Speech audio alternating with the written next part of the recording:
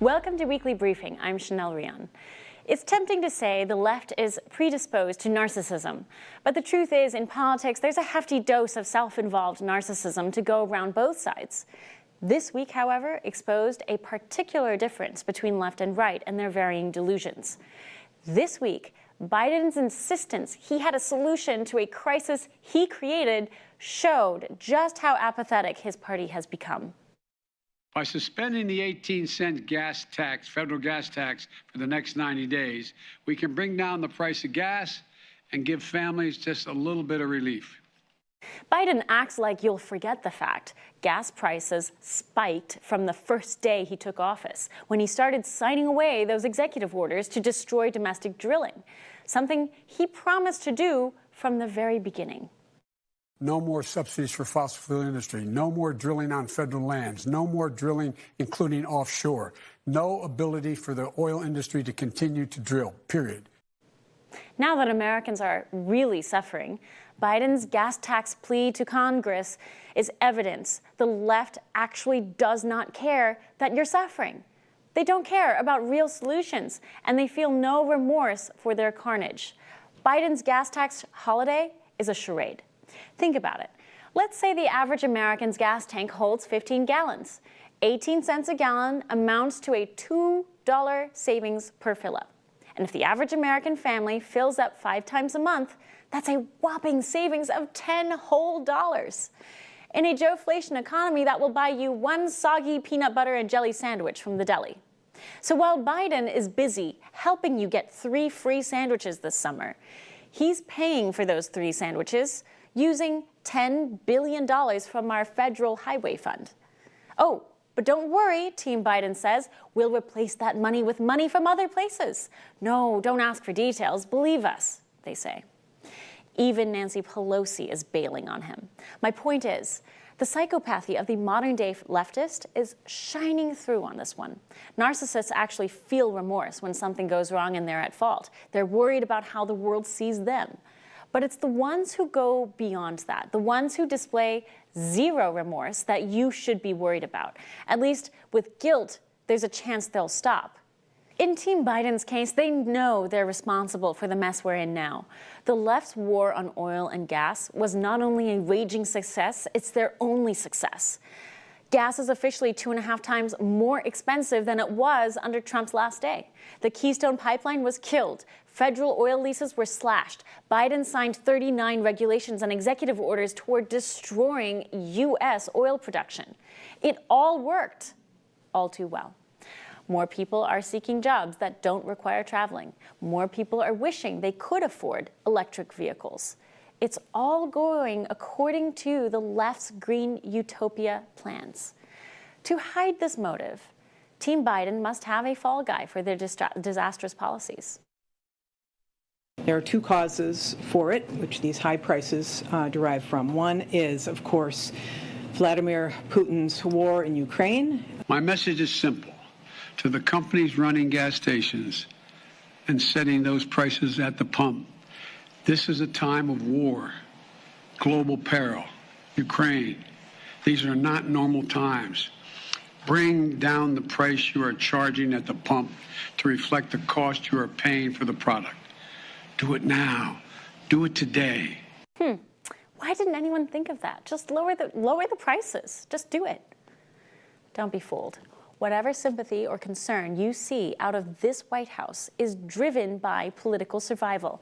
Leftists delude themselves that their system, their path, is the superior path. But when confronted with the idea that their path may be a total failure, that's when normal people fall into denial or shame or anger at themselves. But brainwashed apathetics are shameless. When they see suffering they caused, they're callous. They feel nothing. It was crystal clear that things were not improving on supply chain. People couldn't get dishwashers and furniture and treadmills delivered on time, not to mention all sorts of other things. So why is the tragedy of the treadmill that's delayed? Right. And when confronted by the baby formula crisis, Biden bites with a defensive indifference. Should you have taken those steps sooner, before parents got to these shelves and couldn't find formula? If we'd been better mind readers, I guess we could have. Then the lapdog media goes one further. They try to convince you, sure, you've got Joe-flation, but come on, it's not that bad. Stop complaining. And the dirty little secret here, Willie, while nobody likes to pay more, on average, we have the money to do so. But of course, those few times we didn't pay more, Biden was so proud enough to brag about it. Here's Team Biden celebrating how July 4 cookouts in America were 16 cents cheaper. The hypocrisy, of course, is if you rewound Democrats just a few years back, you'd find gems like these opposing any kind of gas tax holiday. But for us to suggest that 30 cents a day for 3 months is real relief, that's a real energy policy, means that we are not tackling the problem that has to be tackled. The pro is very showbiz. Okay, let's just do something, there it is. But it is not necessarily landing in the pocket of the consumer. When asked this week about this discrepancy, White House economic advisor Cecilia Rouse brushed it off. Look, this is a different economic situation. The strongest symptom of cultish brainwashing is the absolute rejection of reality. Rouse, who also advised Obama, just this week confirmed she and her team are living in a la-la land where the nearly 10% inflation we're seeing is still transitory. In my mind, the question of transitory was and is that it was related to the pandemic as opposed to a kind of inflation in which we have anchored expectations and we have really entrenched inflation. I still believe that as supply chains unsnarl, as we get back to our regular economic activity, that we will see inflation come down. Keep in mind, these are the same group of reality denialists who say there are 64 genders and insist our war fighters in the Navy need to use proper pronouns to keep America safe. So let's say the person chooses to use they, then you will in your mind go, they have a nice shirt, they have a nice smile, they are really smart. So that kind of sticks in your brain. That is so helpful. They don't care about the price of gas. They don't care that babies are without formula. They don't care that you have to pay more for eggs and milk. They don't care that biological men are assaulting women's sports. They don't care. They never have. They only care about fulfilling an agenda that will testify to their utopian brilliance. This week, Biden tried to feed America a narrative no one believes anymore, not even members of his own party.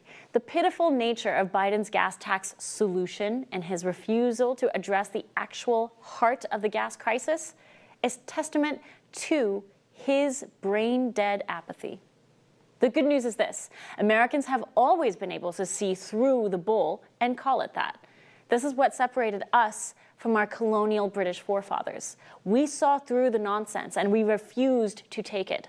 And that's the blunt societal rejection it will take to end the reigns of brainwashed narcissists and apathetic maniacs. That's my opening statement. After the break, we have a very special guest. Congressman Andy Biggs has fought this administration at every turn. Is there light at the end of the Biden nightmare? We'll be right back.